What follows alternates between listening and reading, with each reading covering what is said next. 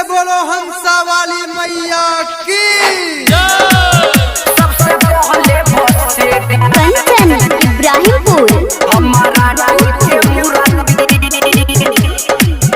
सबसे पहले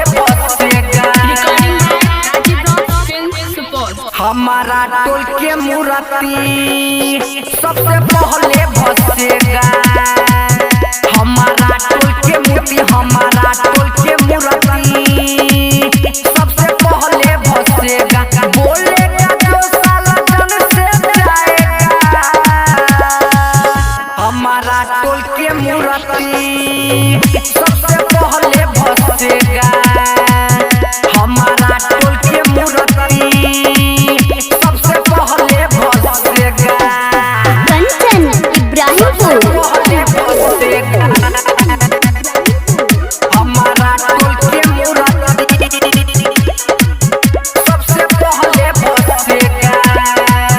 बिना मतलब के जे साला बीच में बोली ही ओकरा सीना में उतर दे बहुगोली दे बहुगोली दे बहुगोली।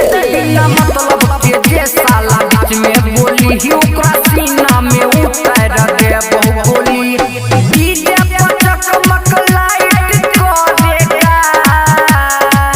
हमारा टोल के मूर्ति सबसे पहले भसेगा। हमारा टोल